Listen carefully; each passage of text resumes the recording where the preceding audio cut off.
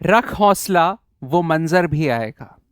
रख हौसला वो मंजर भी आएगा, प्यासे के पास चलकर समंदर भी आएगा। थक कर ना बैठ ए मंजिल के मुसाफिर, मंजिल भी मिलेगी और मिलने का मजा भी आएगा सेंटर फॉर एम्बिशन के साथ। स्वागत है दोस्तों आप सभी का। और आज हम एक बहुत इंपॉर्टेंट चीज डिस्कस करने वाले हैं और वो है यूपीएससी का syllabus. Today we are going to discuss extensively the syllabus of UPSC. हम एक सीरीज स्टार्ट कर रहे हैं जिसमें हम GS paper 1, GS paper 2, GS paper 3 and GS paper 4 और बाकी जितने भी एस्पेक्ट्स हैं सिलेबस के वो सारे एस्पेक्ट्स कवर करेंगे इन डिटेल। आपने सुना होगा टॉपर्स ऐसा कहते हैं और ये पाया भी गया है अगर आपने प्रीवियस ईयर क्वेश्चंस को एनालाइज किया हो कि जो सिलेबस होता है वही यूपीएससी की जर्नी में एक गेम चेंजर होता है। जिसने सिलेबस को बाय हार्ट कर लिया, सिलेबस को कंठस्थ कर लिया, अच्छे से याद कर लिया और समझ लिया यूपीएससी का सिलेबस क्या है, उसके लिए टॉपिक्स को रिवाइज करना, सिलेबस को रिवाइज करना, कंप्लीट करना बहुत इजी हो जाता है।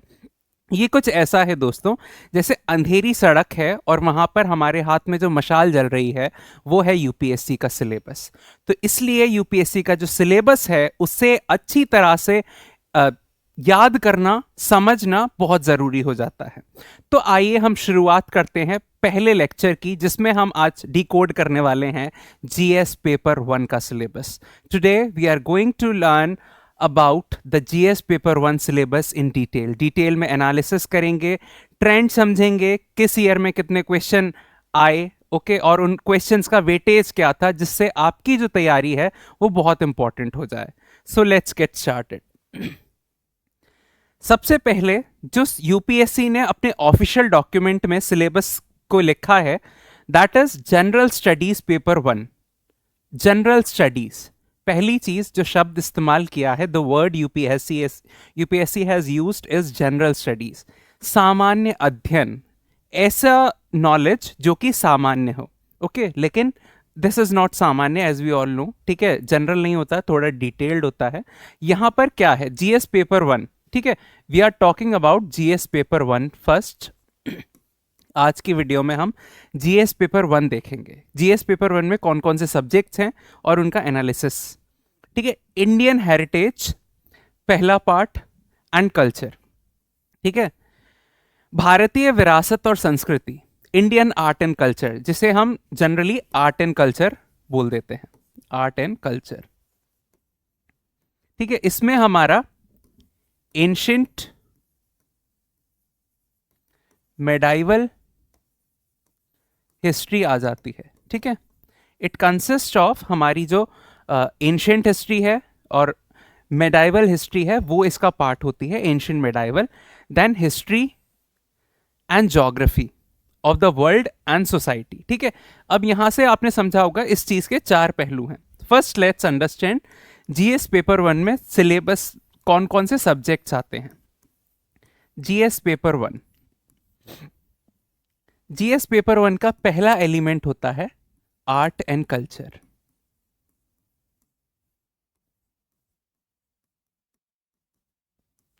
कला एवं संस्कृति, जिसका बहुत सारा जो भाग है वो हमारा एंशिएंट और मेडिवल हिस्ट्री से बिलोंग करता है। एंशिएंट और मेडिवल हिस्ट्री की आर्ट एंड कल्चर यहां पर पूछी जाती है, ठीक है। इसके बाद अगर हम देखें तो यहां पर हिस्ट्री की बात करी गई है। बेसिकली ये हिस्ट्री मॉडर्न हिस्ट्री है, ठीक है। This is modern history, modern history. Then is geography, geography of the world,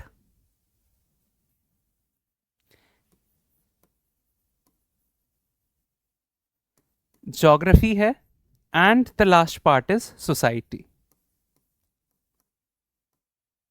Indian society. ये 4 चीजें हैं, ठीक है। एक चीज बहुत इंपॉर्टेंट है, जब आप इस वीडियो को देख रहे हैं इसे एज अ नेटफ्लिक्स की सीरीज की तरह मत देखिएगा प्लीज, कि मेरा सजेशन है। ये कोई नेटफ्लिक्स की सीरीज नहीं चल रही है, बिंज वॉच नहीं करना है आपको। Be a serious aspirant, seriously इस चीज को समझिए। एक नोटबुक और पेन लीजिए, उस नोटबुक और पेन में जो यहाँ पर आपको जो चीजें समझ में आ रही हैं और अपने लिए रेलिवेंट लग रही हैं उन चीजों को अपनी नोटबुक में मेंशन कीजिए, ठीक है। अगर आप सीरियस एस्पिरेंट हैं तो आप ऐसा जरूर करेंगे, ठीक है। तो यहां पर जीएस पेपर 1 में 4 सब्जेक्ट्स हैं। The first one is art and culture, कला एवं संस्कृति के बारे में हम जानेंगे। मॉडर्न हिस्ट्री, आधुनिक इतिहास जो है वो। Geography of the world and India, Bharat की ज्योग्राफी और पूरे विश्व की ज्योग्राफी। और इंडियन सोसाइटी, भारत की सोसाइटी के बारे में हम यहां से पढ़ेंगे, ठीक है। तो ये 4 एलिमेंट्स हैं जीएस पेपर 1 में, और इक्वली डिवाइडेड रहता है। ऐसा नहीं है कि कोई भी इसमें से एस्पेक्ट छूट जाए। एग्जामिनेशन में चारों सब्जेक्ट से क्वेश्चन आएंगे। Make this point very clear, चारों सब्जेक्ट्स आपको स्ट्रॉन्ग करने हैं। ऐसा नहीं होने वाला कि एक भी जो सब्जेक्ट है वो एग्जाम में ना आए। वेटेज ऊपर नीचे हो सकती है, हो सकता है आर्ट एंड कल्चर से एक साल ज्यादा क्वेश्चन आ जाएं और मॉडर्न हिस्ट्री से बहुत कम क्वेश्चन आए, और दूसरे साल हो सकता है ज्योग्राफी डोमिनेट कर जाए और आर्ट एंड कल्चर से सिर्फ एक क्वेश्चन आए, ठीक है। ऐसा हो सकता है, बट सब्जेक्ट सारे आएंगे। Make this thing very clear. Now moving ahead, अब एक चीज देखते हैं एनालिसिस। जो 2024 का पेपर था, ठीक है, और 2025 का जो पेपर था उसमें बेसिकली देखा क्या गया है। सबसे पहले हम यहां देखते हैं जो ट्रेंड है रहा है, ज्योग्राफी ने डोमिनेट किया है। ये ब्लू वाला जो डॉट आप देख रहे हैं और ये ब्लू वाला जो पोर्शन है पूरा, ठीक है, this blue portion is geography.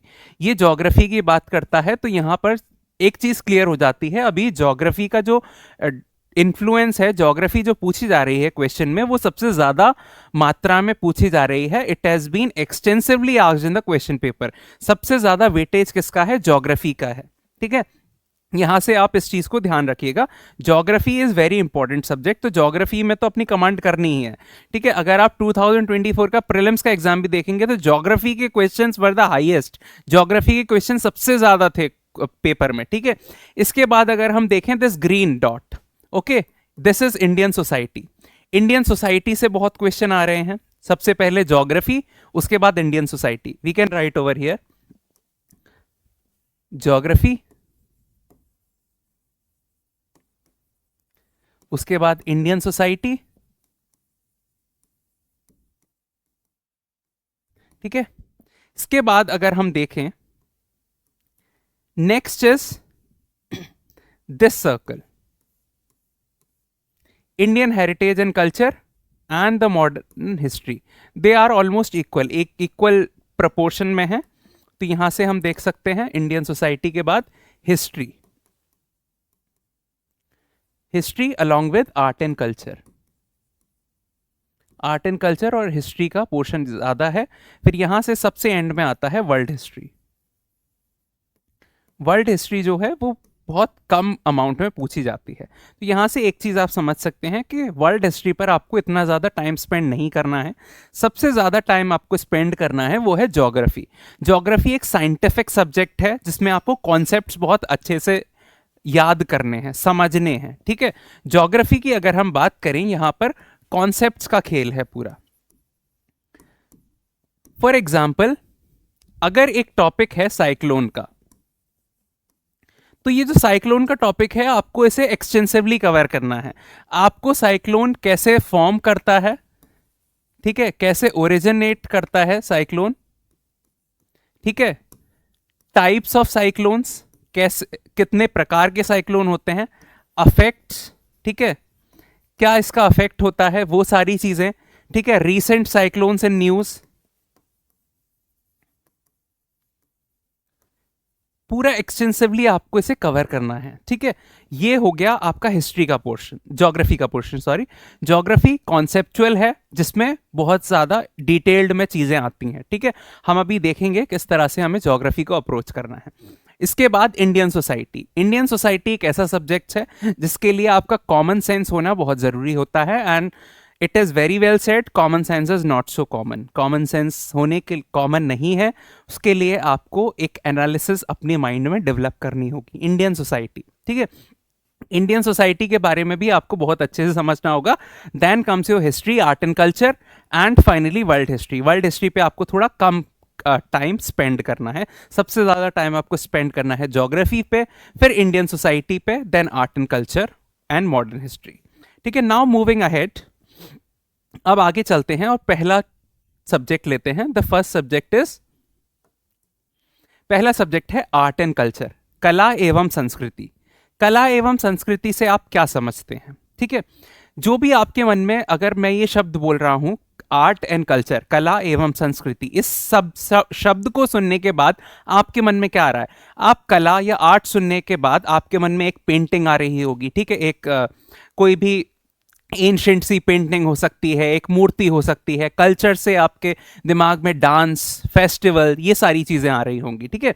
यहां पर यूपीएससी क्या कहता है? UPSC has written Indian culture, ठीक है, it is asking about Indian culture, भारतीय संस्कृति, भारत की संस्कृति की बात कर रहा है। Will cover the salient aspects, salient aspect मतलब होता है इंपॉर्टेंट, सेलिएंट मतलब होता है important, important aspects of art forms, ठीक है। भारतीय संस्कृति में प्राचीन काल से लेकर आधुनिक काल तक की कला विद्याओं, साहित्य और वास्तुकला के प्रमुख पहलुओं को शामिल किया जाएगा। What is this? Art forms, art forms में आपके पेंटिंग्स हो सकती हैं, स्कल्पचर हो सकता है, ठीक है, लिटरेचर वर्क, बुक्स, ठीक है, बुक्स मेनली बुक्स ही होती हैं, पोम्स, कंपोजिशंस, संगम लिटरेचर, इस तरह की चीजें। आर्किटेक्चर, जो भी हमें आर्किटेक्चर मिला है, फॉर एग्जाम्पल द्रविडियन आर्किटेक्चर, जो साउथ इंडिया का आर्किटेक्चर है, टेम्पल कैसे बनते थे, नॉर्थ इंडिया में नगरा स्टाइल ऑफ आर्किटेक्चर, किस तरह से नॉर्थ इंडिया में जो टेम्पल फॉर्मेशन होता था या जो बिल्डिंग्स होती थी वो किस तरह से बनती थी। इंडो इस्लामिक आर्किटेक्चर पढ़ना होगा आपको, जो मुगलों के आने के बाद जिस तरह का आर्किटेक्चर इंडिया में बनने लगा, ठीक है। जो भी आप कहीं घूमने गए हो फॉर एग्जाम्पल, तो वहाँ पे आपने जो पुरानी हमारी बिल्डिंग्स हैं, मॉन्यूमेंट्स हैं, उनको देखा हो, वो एक पर्टिकुलर स्टाइल में बनी है, वो सारे आर्किटेक्चर आपको पढ़ने होंगे, द्रविडियन, नगरा, वेसारा स्टाइल, ये सारी चीज़ें।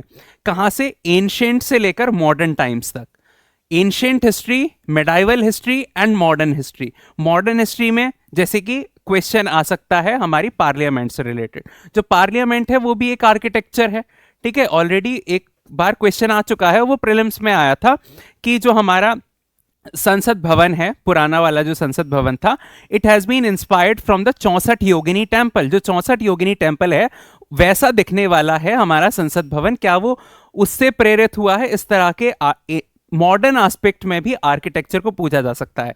तीन चीजें आपको यहां से याद रखनी है आर्ट एंड कल्चर में। सबसे पहले आर्ट फॉर्म्स,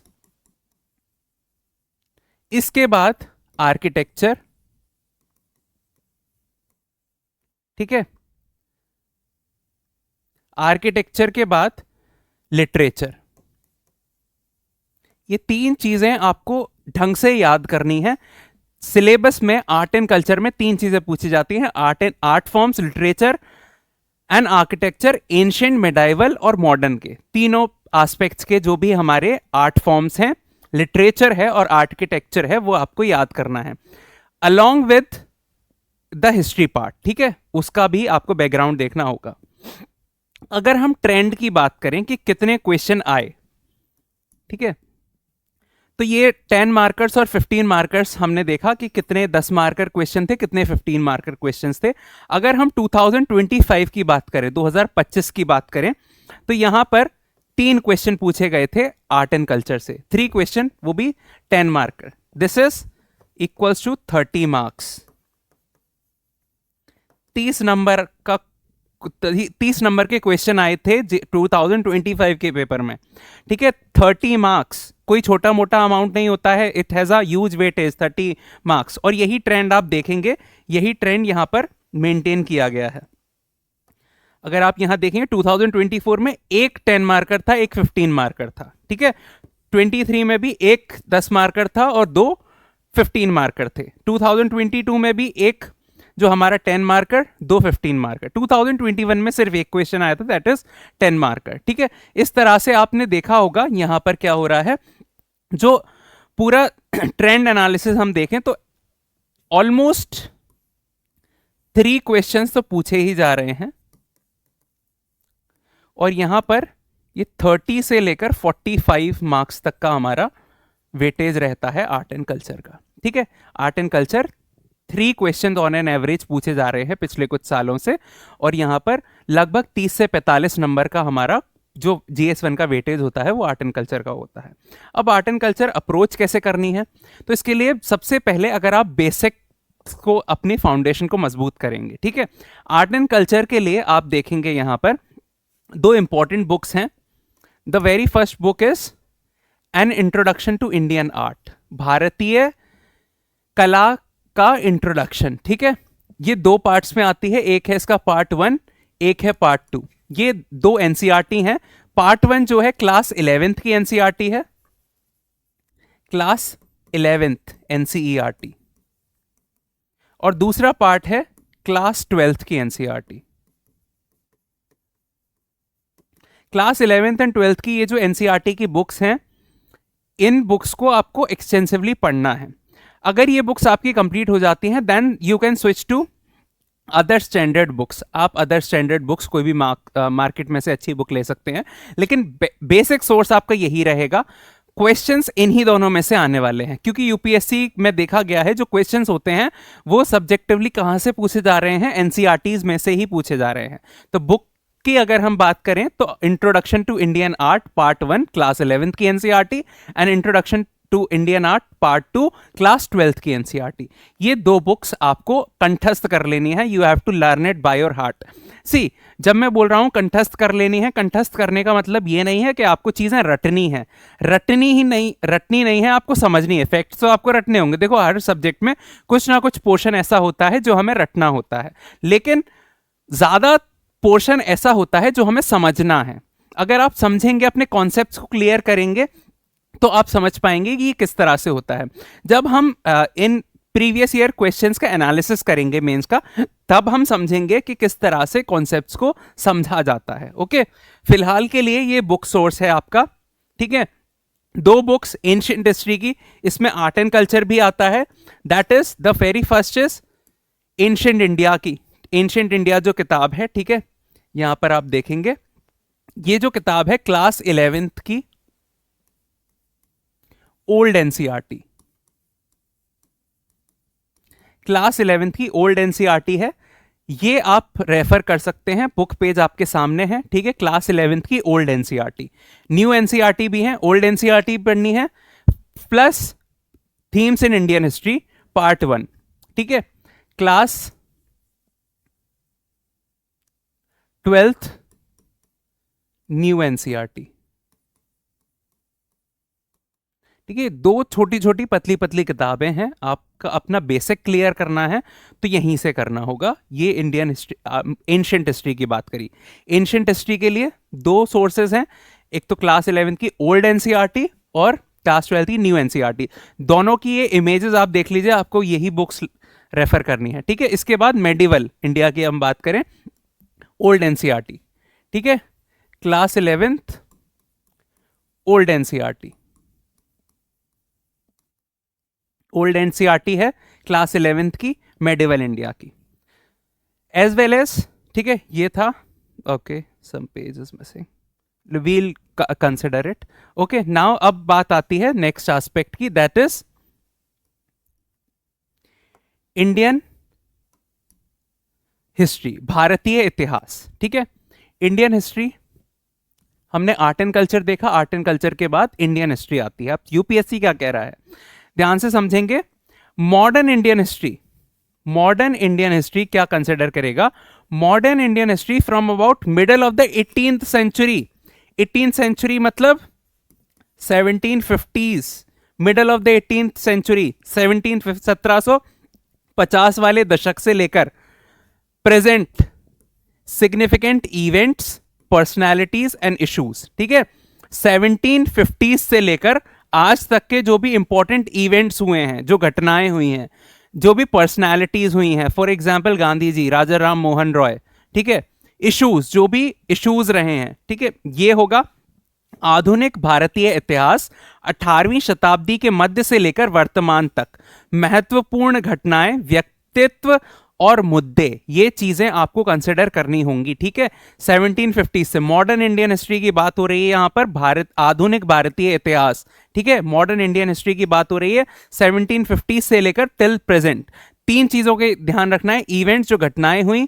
ठीक है, घटनाएं जैसे कि civil disobedience movement. Civil disobedience movement क्या था वो आपको समझना है। ठीक है, civil disobedience movement, quit India movement, इस तरह की जो चीजें हैं, रोलेट एक्ट, ये इवेंट्स आपको याद रखने हैं। पर्सनालिटीज, फॉर एग्जांपल पर्सनालिटीज में आप राजा राम मोहन रॉय जी के बारे में पढ़ेंगे, महात्मा गांधी जी के बारे में पढ़ेंगे, ठीक है।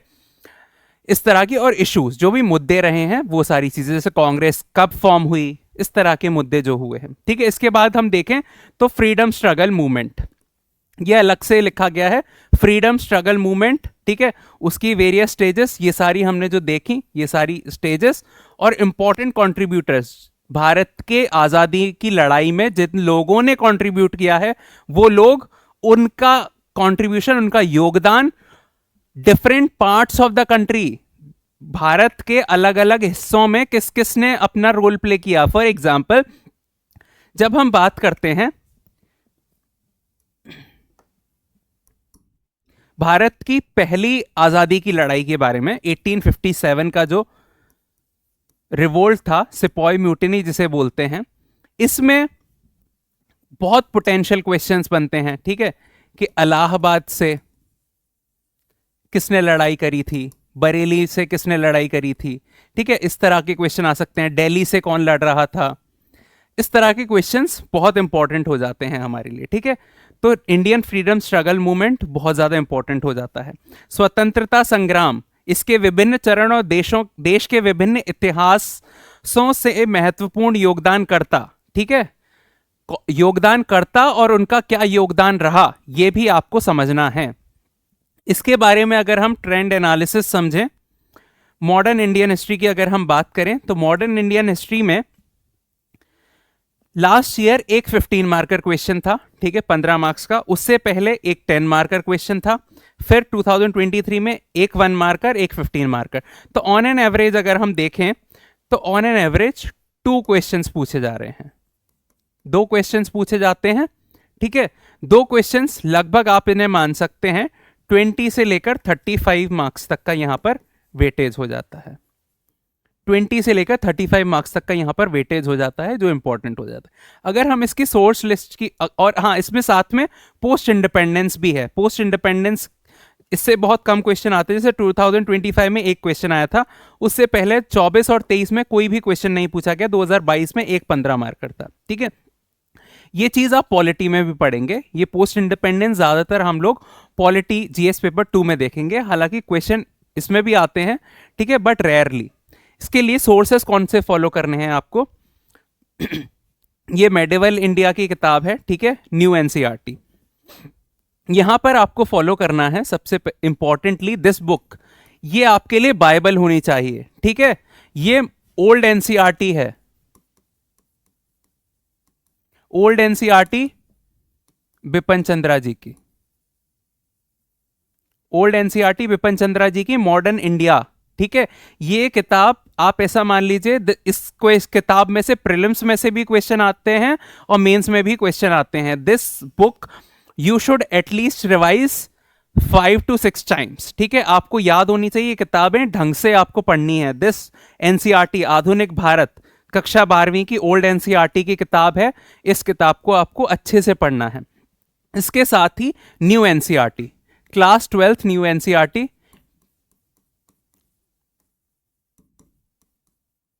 क्योंकि कुछ क्वेश्चंस न्यू एनसीईआरटी में से भी देखे गए हैं पिछले कुछ टाइम में, ठीक है। ये पार्ट 3 है, themes in Indian history part 3। This book also becomes important. बहुत पतली सी किताब है, हार्डली इसमें 4 चैप्टर हैं, ठीक है। वो 4 चैप्टर आपको पढ़ने हैं। और जब आपकी ये किताबें कंप्लीट हो जाएं और आपको और इंफॉर्मेशन गैदर करनी हो और ज्यादा कॉन्सेप्ट्स क्लियर करने हो, तो आप एक रेफरेंस बुक कंसिडर कर सकते हैं, only for your reference. Reference book, this is spectrum, modern India, ठीक है, भारत का इतिहास, a brief history of modern India, spectrum नाम की किताब होती है, बाय राजीव वहीर, उनके द्वारा ये किताब लिखी गई है। ये किताब आप as a reference book use कर सकते हैं। फोकस लेकिन एनसीईआरटीज पर ही करना है आपको, ठीक है। Now moving ahead, next is world history, ठीक है। अगला जो एस्पेक्ट है वो वर्ल्ड हिस्ट्री का है। इसका बहुत कम वेटेज होता है, लीस्ट वेटेज है इसमें। क्वेश्चन हार्डली किसी किसी साल क्वेश्चन नहीं भी आते हैं, लेकिन इसका मतलब ये नहीं है कि आप इसे स्किप कर दें, ठीक है। क्वेश्चन कभी भी आ सकता है, यूपीएससी इज अनप्रेडिक्टेबल। यूपीएससी को बोला जाता है ना, यूनियन पब्लिक सर्विस कमीशन नहीं है, अनप्रेडिक्टेबल सर्विस कमीशन है, ठीक है। अनप्रेडिक्टेबल है, it can change any time. हो सकता है जिस साल आप एग्जामिनेशन देने बैठे वहां पे 3 क्वेश्चन वर्ल्ड हिस्ट्री के हो, सो किसी चीज को लाइटली नहीं लेना है, ठीक है। I am not making you scared, मैं आपको डरा नहीं रहा हूं, but I am making you aware of the reality, reality सच्चाई से आपका सामना करा रहा हूं, ये होता है। हिस्ट्री ऑफ द वर्ल्ड, ध्यान से इस चीज को पढ़ेंगे। वर्ल्ड की हिस्ट्री जो है कहां से पूछी जाएगी, will include events from 18th century, 18वीं शताब्दी, ठीक है। इट विल बी अराउंड 1700 से लेकर, सच एस कौन कौन से इंपॉर्टेंट पॉइंट्स आपको पढ़ने हैं जो सिलेबस में लिखे हैं। पहली चीज आपको पढ़नी है इंडस्ट्रियल रेवोल्यूशन के बारे में। इंडस्ट्रियल रेवोल्यूशन क्यों इंपॉर्टेंट हो जाता है, इंडिया पर इंडस्ट्रियल रेवोल्यूशन का बहुत बड़ा प्रभाव पड़ा था। इंडिया जो है पीछे रह गया इंडस्ट्रियल रेवोल्यूशन की वजह से, बहुत ज्यादा ड्रास्टिक इंपैक्ट पड़ा इंडस्ट्रियल रेवोल्यूशन का इंडिया पर। उसके बाद जो विश्व युद्ध हुए, वर्ल्ड वॉर्स, ठीक है, रिड्रॉल ऑफ नेशनल बाउंड्रीज, जो आज हम नए देश देखते हैं वो कैसे बने, ये आपको पढ़ना है। कोलोनाइजेशन, जो ब्रिटिश या यूरोपियन जो देश थे उन्होंने कॉलोनीज बनाई थी, वो कॉलोनी कैसे बनी, फिर वो कॉलोनी कैसे खत्म हुई, डीकोलोनाइजेशन। उसके बाद पॉलिटिकल फिलॉसफीज, पॉलिटिकल फिलॉसफीज आपको पढ़नी है, जैसे कि कम्युनिज्म, कैपिटलिज्म, पूंजीवाद, socialism etcetera, their forms and effects on the society. इसे हिंदी में एक बार पढ़ते हैं। विश्व के इतिहास में 18वीं शताब्दी की घटनाएं शामिल होंगी, 18वीं शताब्दी की घटनाएं शामिल होंगी।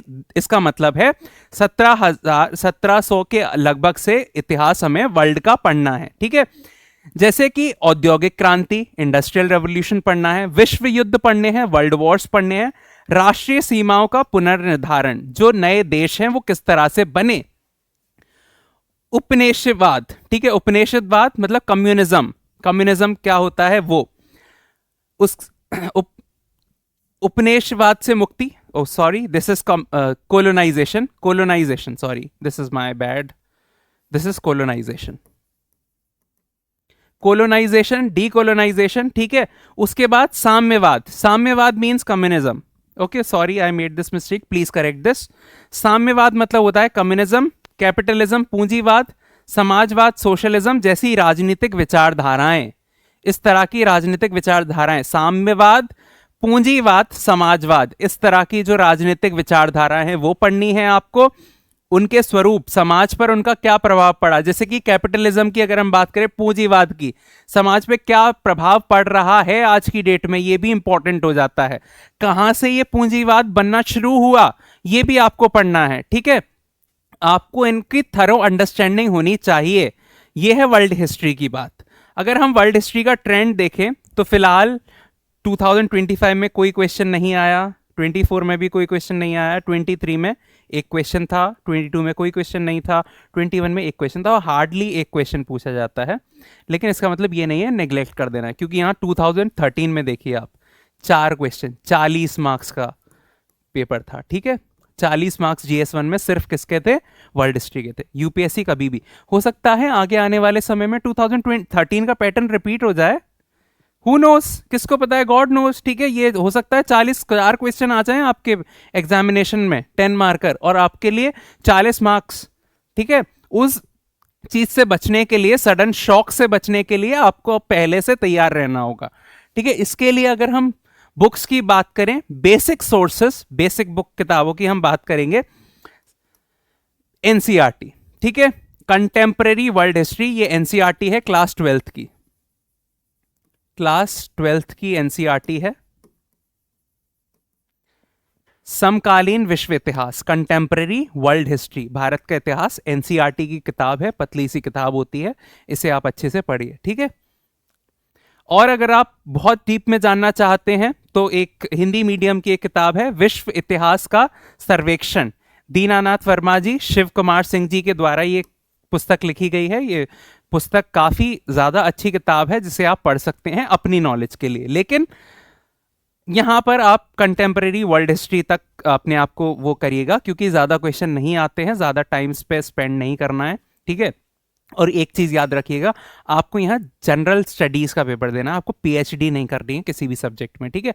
कभी कभी क्या होता है, स्टूडेंट्स क्या करते हैं, सपोज उन्हें हिस्ट्री पढ़ने में मजा आने लगा, एंशियंट इंडिया पढ़ रहे हैं, अब वो एंशियंट इंडिया की 5 किताब ले आए, अब वो उन्हीं 5 किताबों में खोए हुए हैं, 2-3 महीने हो गए, एंशियंट ही खत्म नहीं हो रही है। आपको यहाँ पीएचडी नहीं करनी है, ठीक है, आपको हिस्टोरियन नहीं बनना है, आपको जर्नलिस्ट ही रहना है, ठीक है। इसलिए चीज़ों को लिमिटेड रखिए, सोर्सेज को लिमिटेड रखिए, अच्छी तरह से उन्हें बार बार रिवाइज कीजिए। Revision is the king, revision करेंगे तभी आपको अच्छे मार्क्स मिलेंगे। तो ये एनसीईआरटी है।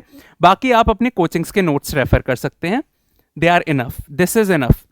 Okay, now comes the very important part, सबसे इंपॉर्टेंट पार्ट आता है भूगोल, ज्योग्राफी। ज्योग्राफी सबसे इंपॉर्टेंट एस्पेक्ट है पूरी तैयारी का, चाहे प्रीलिम्स हो चाहे आपका मेंस हो, इंटरव्यू में भी क्वेश्चंस आ सकते हैं। ज्योग्राफी जो है एक ऐसा सब्जेक्ट है जो आपको रियलिटी में, आप जब बनेंगे आईएएस या आईपीएस, जो भी आपका सपना है, जब आप बनेंगे तो ज्योग्राफी जो है आपका साथ नहीं छोड़ने वाली। ज्योग्राफी वो ऐसी चीज है जिसके साथ हम रहते हैं, ठीक है। क्या आएगा ज्योग्राफी में, salient features of world's physical geography, दुनिया की जो फिजिकल ज्योग्राफी है, पहाड़ कैसे बने, नदियां कैसे बनी, नदियां क्या क्या तरह के लैंडफॉर्म बनाती हैं, ठीक है। क्लाइमेटोलॉजी आपको पढ़नी होगी, जो वातावरण है, एयर एटमॉस्फेयर है, उसकी लेयर्स कैसी हैं, लेयर्स कैसे चेंज होती हैं, ये चीजें आपको पढ़नी होंगी, ठीक है।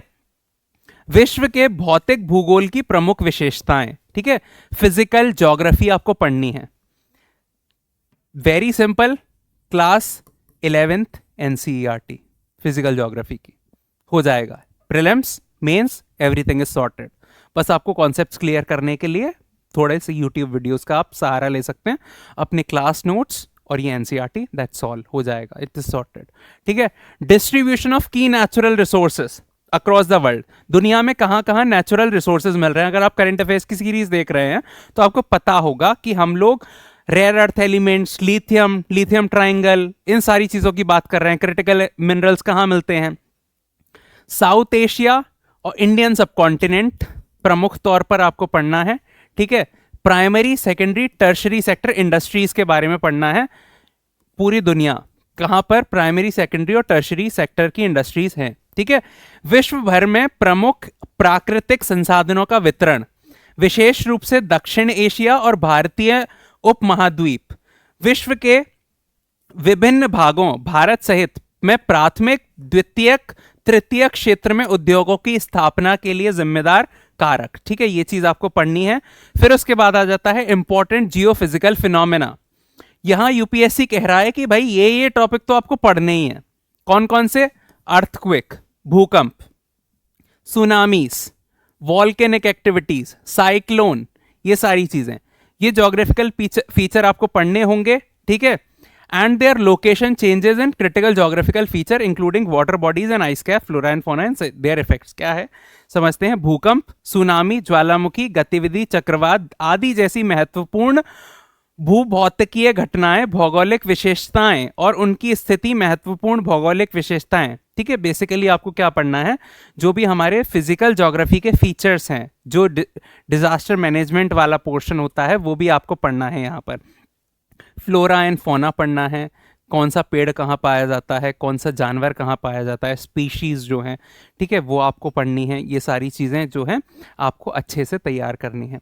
अब हम ज्योग्राफी की अगर हम बात करें, ज्योग्राफी का ट्रेंड देखें, 2025 में 4 10 मार्कर थे, 4 15 मार्कर्स थे। Now are you getting the point? This is 10 into 4 and 15 into 4. This is 40 and this is how much? 60. Almost 100. Almost 100 marks का जो है पेपर यहां से आ रहा है। समझ पा रहे हैं आप लोग कितना इंपॉर्टेंट हो जाता है ये चीज। Same 3 15 markers, 2 10 markers. ज्योग्राफी जो है अच्छे से कर लेनी है। यही ट्रेंड फॉलो हो रहा है, 3 4 लगभग ऑलमोस्ट 7 से 8 क्वेश्चन जो हैं ज्योग्राफी के पूछे जा रहे हैं हर साल।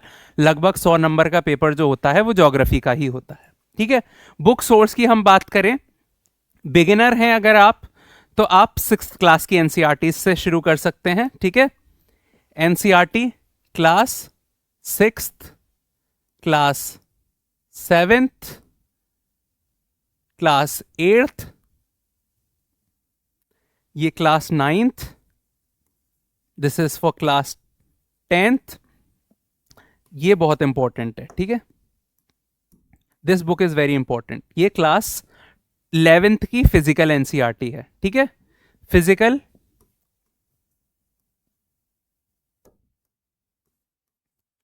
Physical geography, class 11th। ये किताब तो आप ऐसे मान लीजिए आपको कम से कम 10 बार पढ़नी है और अच्छे से पढ़नी है, हर चीज समझनी है, क्योंकि क्वेश्चन प्रीलिम्स में एज इट इज स्टेटमेंट उठकर यहां से आ रहे हैं, उससे बड़ा क्या सबूत चाहिए आपको, ठीक है। एज इट इज लाइन उठकर प्रीलिम्स में पूछ ली जाती है फिजिकल एनवायरनमेंट की किताब से। सेम ये भी क्लास 11th की एनसीईआरटी है, इंडियन ज्योग्राफी, ठीक है, sorry this one physical geography, this is Indian geography. ये दोनों किताबें जो हैं आपको कंठस्थ कर लेनी है, ठीक है। इसके बाद क्लास 12th की दोनों ह्यूमन ज्योग्राफी की किताबें, ठीक है, ह्यूमन ज्योग्राफी। तो ज्योग्राफी पे आपको विशेष ध्यान करना है। इसके साथ अगर आप, वैसे तो इसमें इनफ है, दिस इज इनफ। अगर और ज्यादा डीप अंडरस्टैंडिंग चाहते हैं then you can refer to Majid Husain sir's किताब, ठीक है, माजिद हुसैन जी की जो बुक है वो रेफर कर सकते हैं। Either you can refer to G C Leong एक बुक आती है, वो आप रेफर कर सकते हैं। बट रिवीजन आपको करना है फिजिकल ज्योग्राफी और इंडियन ज्योग्राफी की बुक्स का, ये आपको बाय हार्ट समझ में आनी चाहिए किताबें, ठीक है। टिप्स पर इनकी लाइन तो टिप्स पर होनी चाहिए, ठीक है। Geography is done. Now let's come to the next topic, that is Indian society, भारतीय समाज जिसमें आप और हम रहते हैं, जिसे अल्टीमेटली आप और हम जब सर्विस में लगेंगे, ठीक है, जो आपका सपना है आईएएस बनने का, आईपीएस बनने का, जब आप बन जाएंगे तब जिस समाज को आपको सर्व करना है, जिस समाज की आपको सेवा करनी है, उस समाज के बारे में आपको जानकारी होनी चाहिए, ठीक है। क्या जानकारी होनी चाहिए? सेलिएंट फीचर्स, मतलब इंपॉर्टेंट फीचर्स होनी चाहिए इंडियन सोसाइटी की। डाइवर्सिटी ऑफ इंडिया, विविधता में एकता की बात करी जा रही है। भारतीय समाज की प्रमुख विशेषताएं, भारत की विविधता, भारत में कितनी विविधता है, डाइवर्सिटी है, ये चीज आपको समझना होगा। भारत के हर भाग का कल्चर समझना होगा, ठीक है, वहां की चीजें समझनी होंगी, सोसाइटी किस तरह से काम करती है।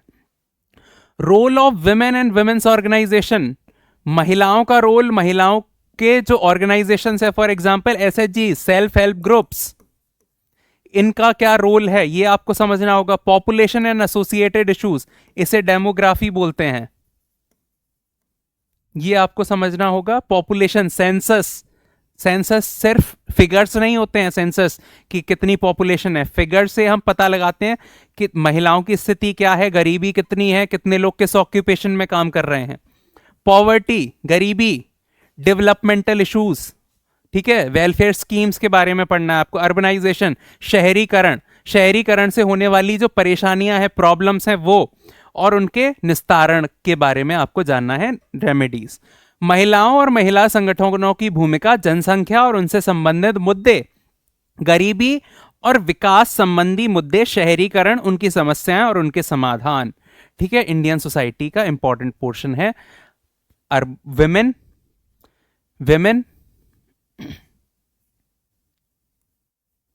इसके बाद demography, then poverty, urbanisation, its problem and related issues, ठीक है। इसके बाद globalisation on Indian society, globalisation का इंडिया की सोसाइटी पर क्या इफेक्ट पड़ रहा है, ठीक है। भारतीय समाज पर वैश्वीकरण का प्रभाव, क्या वैश्वीकरण का प्रभाव पड़ रहा है, क्या हो रहा है वैश्वीकरण के प्रभाव का इंडिया की समाज में, ठीक है।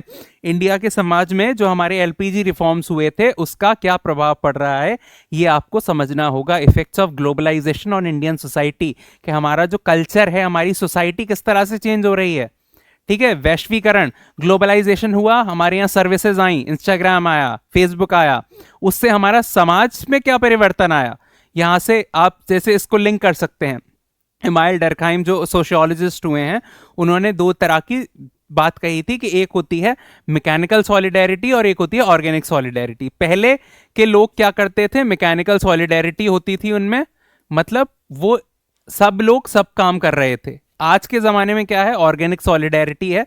मतलब हर व्यक्ति, एक व्यक्ति एक ही काम करना जानता है। एक डॉक्टर है, वो स्पेशलिस्ट है, दांतों का अलग डॉक्टर, ओके, हृदय रोग का अलग डॉक्टर। तो हम लोग एक दूसरे पर डिपेंडेंट हैं। ये ग्लोबलाइजेशन हुआ है, ठीक है। जो एप्स हम यूज़ कर रहे हैं उससे हमारी सोसाइटी कैसे चेंज हुई है। तो जैसे एग्जांपल ले रहे थे, जैसे इंस्टाग्राम, फेसबुक, ये सारे एप्स हम यूज़ कर रहे हैं, ठीक है। पहले हमारे यहाँ मैकेनिकल सॉलिडेरिटी थी, फेस टू फेस हम लोग रिश्तेदारों के यहाँ जाते थे, कम्युनिटी फेस्टिवल सेलिब्रेट करते थे। अब ऑर्गेनिक सॉलिडेरिटी हो गई है, हम सिर्फ काम पे फोकस करते हैं। अब हमारे फंक्शंस भी ऑफिशियल हो गए हैं, ठीक है, फेस्टिवल्स भी हम लोग साथ नहीं मनाते। तो इसका क्या प्रभाव पड़ रहा है भारत के समाज पर, ये आपको जानना बहुत ज़्यादा ज़रूरी है। दैन इज सोशल एम्पावरमेंट, लोगों को एम्पावर कैसे करना है, specially the vulnerable sections of the society, ठीक है, SC ST, women, OBCs, LGBTQ people, ठीक है। सामाजिक सशक्तिकरण। इसके बाद कम्युनलिज्म। कम्युनलिज्म क्या होता है, सांप्रदायिकता, नेगेटिव टर्म है, ठीक है। सांप्रदायिकता, कम्युनलिज्म, जो होते हैं संप्रदाय के नाम पे दंगे भड़का दिए जाते हैं, तो वो इसका एक इफेक्ट होता है, कम्युनलिज्म। रीजनलिज्म, ठीक है, जिस रीजनलिज्म, अलग अलग प्रांत जो होते हैं, ठीक है, क्षेत्रवाद जिसे कहा जाता है। देन सेकुलरिज्म, धर्मनिरपेक्षता, जो हमारे संविधान में लिखा हुआ है, India is a secular state. ये चीज़ें आपको समझनी है, बहुत ज़्यादा ज़रूरी है। ज्योग्राफी के बाद सबसे इंपॉर्टेंट जो सब्जेक्ट है वो है इंडियन सोसाइटी। इंडियन सोसाइटी बहुत ज़्यादा इंपॉर्टेंट है, क्योंकि अल्टीमेटली आपको इंडियन सोसाइटी में ही काम करना है। जब तक आप सोसाइटी के फॉर्म्स, सोसाइटी में डिफरेंट जो स्टेक होल्डर्स हैं उनका रोल नहीं समझेंगे, तब तक कैसे हो पाएगा, तब तक आप कैसे सर्व करेंगे सोसाइटी को। This you need to understand. अगर हम बात करें मार्क्स डिस्ट्रीब्यूशन की, 2025 में 2 10 मार्कर थे और 3 15 मार्कर थे, ठीक है। 2 10 मार्कर, 3 15 मार्कर, ऑलमोस्ट कितना हो गया, 65, लगभग इतना जो था आपका क्वेश्चन आया। लगभग 60 से 70 के करीब पेपर आता है। यही ट्रेंड रहता है। 2024 में 4 4 क्वेश्चन थे, ठीक है। इंडियन सोसाइटी भी बहुत इंपॉर्टेंट हो जाता है, 3 4 7 क्वेश्चन, 8 क्वेश्चन। नॉर्मली यहां से 7 से 8 क्वेश्चन आपके पूछे जाने हैं, ठीक है। और ये भी लगभग आपका 60 से 80 नंबर का पेपर कवर करता है। तो इसकी इंपॉर्टेंस आपको समझ में आ गई होगी, इंडियन सोसाइटी क्यों पढ़नी है आपको। बहुत अच्छा वेटेज है, मार्क्स काफ़ी ज़्यादा हैं इसमें, और लो हैंगिंग फ्रूट है सबसे।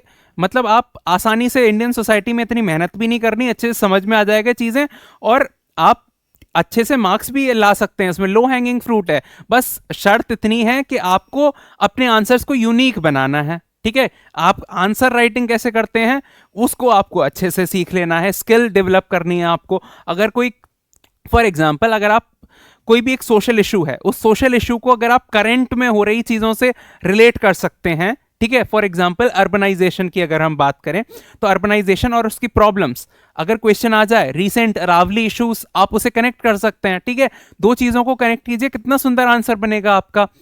That is how you have to deal with an answer. अब यहां पर इंडियन सोसाइटी, सारे टॉपिक सेम है, सब जो कॉमन चीजें हैं वो आप भी लिख रहे होंगे, आपका कॉम्पिटिटर भी लिख रहा होगा। फर्क क्या करेगा, आप उस चीज को कितनी अच्छी तरह से प्रेजेंट करते हैं। ये, इसके लिए आप बेसिक सोर्सेज अपने फॉलो कर सकते हैं। बेसिक सोर्सेज क्या हैं, सबसे पहला इंडियन सोसाइटी की पुस्तक आती है, NCERT class 12th, NCERT class 12th, ठीक है। क्लास 12th की सोशल चेंज एंड डेवलपमेंट। फिर सोशोलॉजी की 2 किताबें, introducing sociology and understanding social society, ये क्लास 11th की हैं, ठीक है, क्लास 11th की NCERTs। हिंदी इंग्लिश दोनों लैंग्वेजेस में अवेलेबल हैं। अगर आप हिंदी माध्यम से तैयारी कर रहे हैं तो हिंदी माध्यम से पढ़िए, अगर आप अंग्रेजी माध्यम से तैयारी कर रहे हैं तो अंग्रेजी माध्यम से पढ़ सकते हैं। 11th की 2 सोसाइटी की किताबें, introducing sociology and understanding society. 12th class की 2 किताबें, इंडियन सोसाइटी और social change and development in India. ये आपको पढ़नी है। इसके साथ आपको जो चीज करनी है वो है डेली करंट अफेयर्स।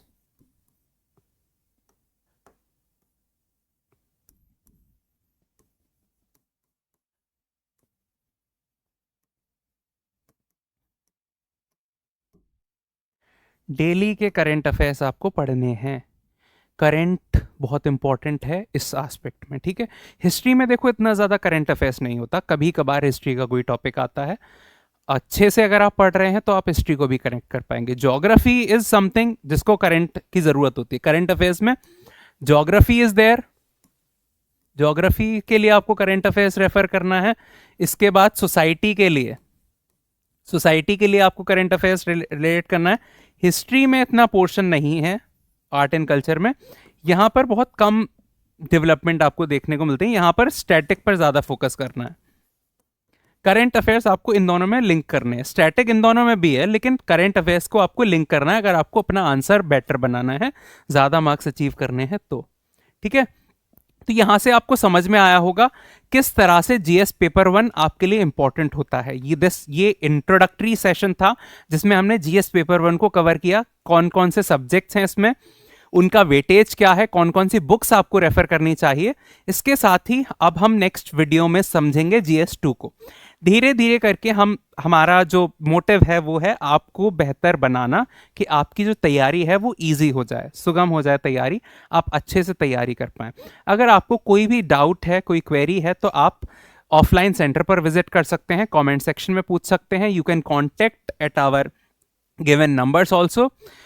तो होप आप सभी को ये चीज़ें समझ में आई हो, ठीक है। जीएस पेपर 1 आपको इजी लगने लगा हो किस तरह से, क्योंकि सबसे पहली कठिन चीज़ तो यही होती है कि यूपीएससी का जो सिलेबस होता है वो बहुत अपने आप में वास्ट है, उसे कोई समझाने वाला होना चाहिए, ठीक है। कई सारे आजकल तो आप लकी हैं, यूट्यूब की वीडियोस हैं आपके पास, तो आपको इजीली सिलेबस डिकोडेड मिल जाता है, ठीक है। किस तरह से सिलेबस हमें पढ़ना है, ये सारी चीज़ें आपको देखने को मिल जाती हैं। But the thing is this कि जब हम सिलेबस की बात करते हैं तब होता क्या है, आज से पहले के टाइम पर अगर हम देखें, पहले के समय में क्या होता था, सिलेबस को ढंग से समझने में ही दिक्कत होती थी। आज आपके पास बहुत सारी रिसोर्सेज हैं, उनका इस्तेमाल कीजिए, गाइडेंस है आपके पास, आप अच्छे से तैयारी कर सकते हैं, कनेक्ट कर सकते हैं हमारे साथ। प्रॉपर गाइडेंस में तैयारी कीजिए, ठीक है। गाइडेंस की वजह से अपने अटेम्प्ट्स वेस्ट मत कीजिएगा। सिलेबस एक ऐसी चीज़ है, आप आलस की वजह से, अपने प्रमाद की वजह से उसे स्किप कर देते हैं, लेकिन यही चीज़ आपको जीत दिलाने वाली है। अगर आप 2026 से तैयारी शुरू कर रहे हैं, आप 2026 में भी अटेम्प्ट दे रहे हैं और आपको मेंस लिखना है, प्रीलिम्स निकल जाता है, अल्टीमेटली देना तो मेंस ही है ना, रैंक तो मेंस से ही बनेगी, तो आप प्लीज इस वीडियो को अच्छे से समझिए, दोबारा देखिए, कोई भी क्वेरी हो कमेंट सेक्शन में प्लीज पूछिए, बट प्लीज पढ़िए, okay. Do not waste your time, do not waste your resources, do not waste the energy that you have in this age. Stay connected, खुश रहिए, पढ़ते रहिए, stay tuned with us. Thank you so much everyone. जय हिंद, जय भारत।